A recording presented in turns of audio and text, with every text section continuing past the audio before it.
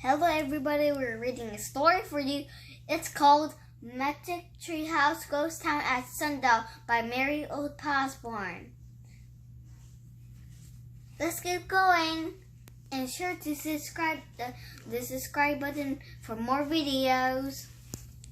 Chapter 8. Who Am I? A fly buzzed by Jack's ear. He slapped it away. He opened his eyes. The sun was high above the canyon walls. He had slept a long time. Slim and Annie were sitting by the fire, drinking by tin cups. Coffee, biscuit? Annie asked Jack. Where did you get them? Said Jack. A cowboy always carried a biscuit and a canteen for coffee, said Slim. He walked over and gave Jack a biscuit and a cup of coffee. It's hard as a rock, said Slim, and bitter as muddy river water. But a cowboy takes what he could get. Jack took a bite and a sip. The biscuit was very hard and the coffee was very bitter. But that was okay with Jack. Since cowboys didn't mind, he didn't mind either. I'll set up Dusty, Slim said, and take you to town to catch your stage. Then what will you do? Said Annie. Head south with my herd, said Slim. Sell them, then ride across the plains and round up more Mustangs. While Slim saddled Dusty, Jack took out his notebook and pencil. He wrote, "Cowboy breakfast, bitter coffee, hard biscuit." "Hey, Shorty," called Slim. "What are you doing?" "Taking notes," said Jack. "He likes writing things down," said Annie. "Oh, yeah," said Slim. "Me too. In fact, I first came out west to write a book." But one thing led to another. The next thing I know I am a Mustang herder.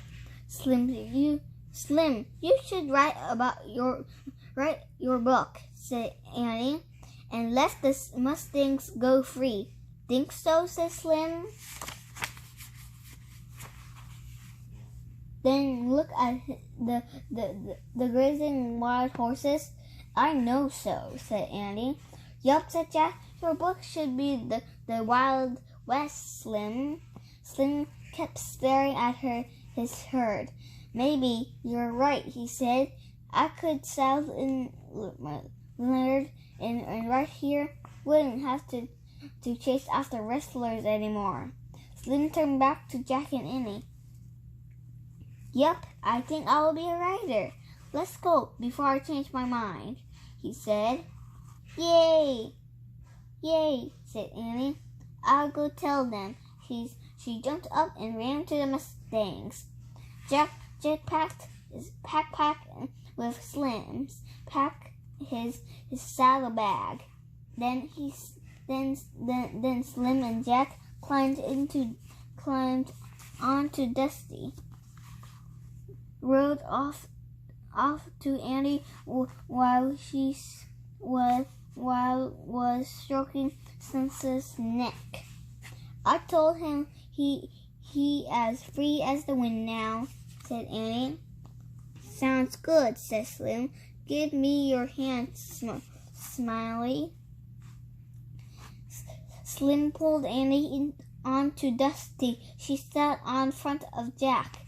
Slim stopped his reins, then started off. Then the sun was hot as Dusty climbed out of the canyon.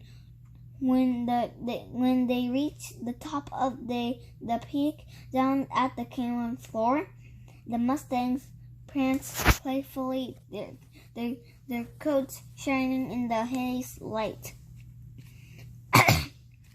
"They find their way out soon," Slim said. Then cut across the prairie. "Yell goodbye to your pal, Smiley." Stay with your mother, Sunset, shouted Annie. Goodbye. Out of the blue, a voice called, Bye. Annie gasped. Who said that? She asked. The ghost? No, said Jack. It's just an echo. It's caused by sound bouncing off the canyon walls. Slim cupped his hands around his mouth. Who am I? He shouted. Am I? Came the distant voice. Oh man, said Jack said softly. That's the answer to Morgan's riddle, said Andy. Echo, she and Jack said together.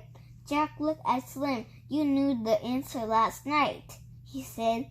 Slim just smiled and slapped his reins. Let's go, Pard, he said. Chapter 9.